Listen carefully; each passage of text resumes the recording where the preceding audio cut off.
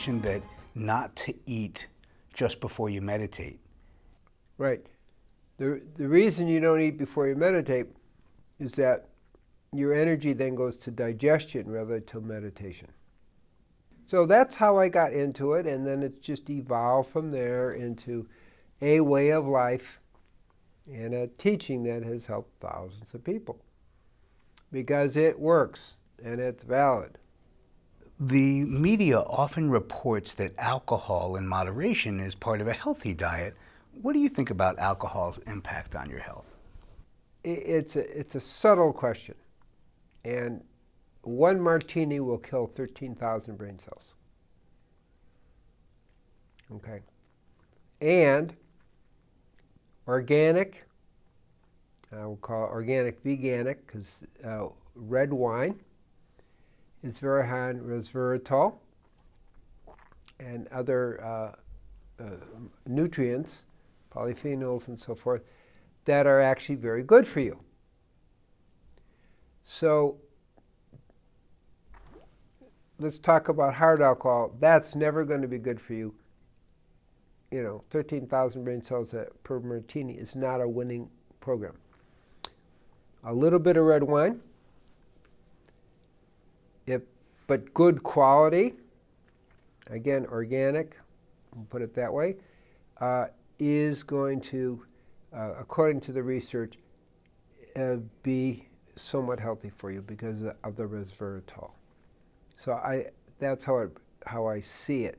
So it's true, a little bit, maybe a few times a week. Other people say 1 to 2 glasses. That seems to be a lot for me, but I have a glass ceremonially, like for us on Shabbat. Doesn't seem to be a problem. So I think a little bit. I think there are other ways to get resveratrol, but I think that's what the discussion is about. That when you're talking about high quality organic red wines, it would have lots of nutrients, and resveratrol, which is an anti-aging, then you can make a little bit of an argument for longevity and heart protection, and so that's what I think. Some people say beans and grains didn't exist until 10,000 years ago and therefore are not our natural foods, and our bodies aren't programmed to eat them, and therefore we're actually meant to eat animal products. What does the best science have to say about this? Well, the question is really a cultural question. If we didn't have grains and beans for 10,000 years, that's a cultural thing. I see it a slightly different way. The traditional diet, what we call the Gan-Eden diet, is basically fruits, vegetables, nuts, and seeds. I give you the grass and the plants of the field and the fruit of the seed-bearing tree. That's your food. So it didn't say eat meat. It didn't even say have dairy. So that's the biblical diet, but it also is the Taoist diet, and very much so the Rishi diet, except they need a little bit of dairy for B12 at whatever, but basically pretty minimal when you understand it. It's not like you have a glass of milk or two. It was like you have a little bit of yogurt. So I see nothing that says you should eat meat because of that concept. Now, also, we're not living 10,000 years ago. So we're living now. And the best diet for now, not 10,000 years ago, is what best helps us become a superconductor of the divine, which is a plant-based only, I'm going to call it the biblical diet, the Taoist diet, the Rishi diet, and people have been doing this for thousands of years. So what we know is that meat is a sludge to the spiritual energy called Kundalini. I know that, I've written about it, and it really is. So if your primary orientation, which is mine, which is to know God, we want to eat in a way that's going to support it. When you eat meat, there are a lot of problems. What's one? Spiritually, it's a slide to the Kundalini. You're taking in the energy of death, misery, and pain. And guess what? You cause death, misery, and pain when you're killing something, and then you're eating that energy, and it affects you. This is not a big picture. This is more a spiritual question, but it's really worth considering. You're also, from a spiritual point of view, you're taking a soul. Sometimes, again, this is very esoteric, but is definitely Kabbalistic teaching, okay? And it's actually yogic teaching too. You're taking in the soul of that animal. So you're creating a lower soul form, an animalistic soul, bringing it into your system that's going to create a more gross being within you. Those are, I'm going to say, basic spiritual teachings, definitely very clear, both Kabbalistic and high-level yogic teachings. So eating meat is really detrimental for spiritual life. Now you're going to say, oh, Native Americans ate meat. Well, that's not really true. There's two major researchers that actually say that about 90% of the Native Americans were basically eating a vegan live food diet. Yes, the Plains Indians were eating meat, but that's the Plains Indians. That's buffalo. Buffaloes don't really grow so much on the East Coast, making a point. So people look at the plains and say that's what all Indians have. Not the case.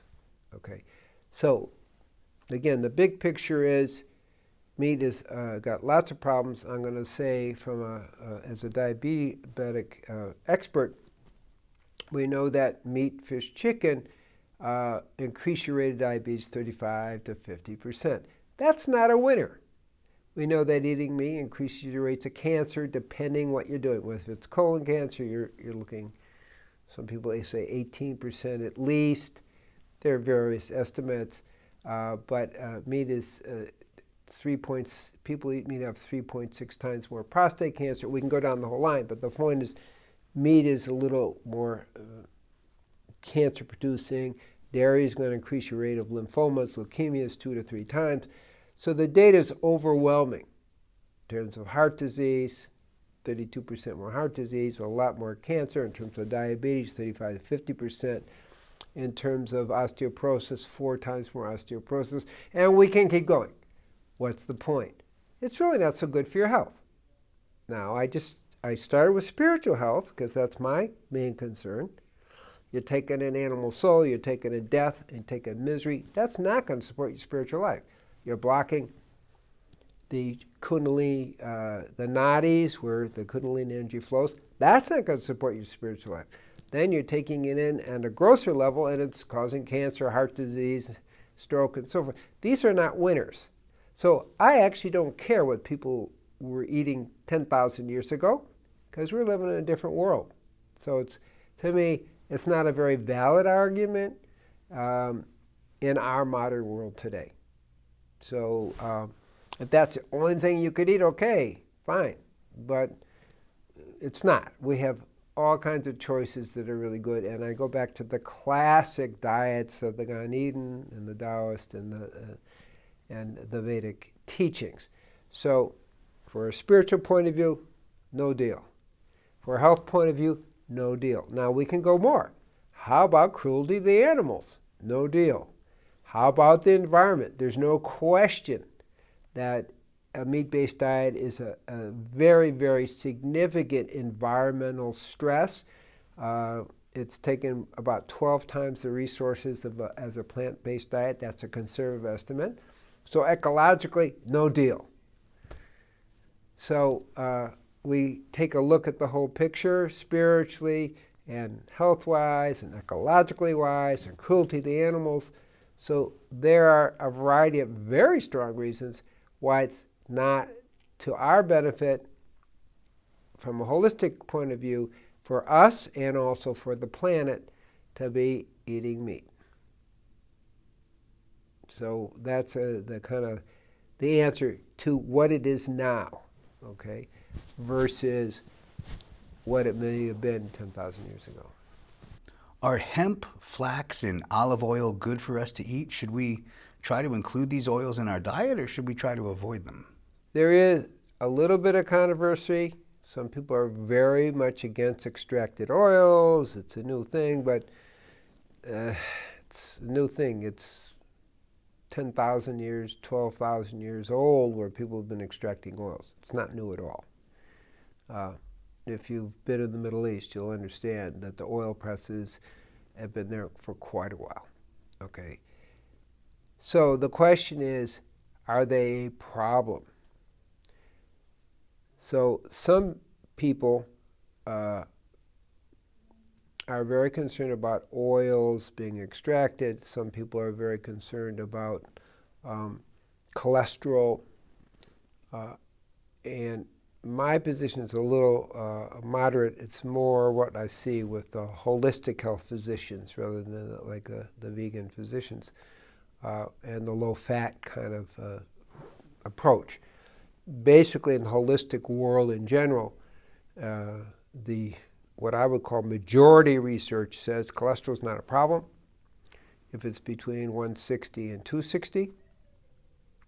I'm kind of going to the cholesterol question here, but it's connected to the oils. And women, there's a study in Norway to women with a cholesterol of 270 live 28% longer. The research shows that higher cholesterols are associated with longevity.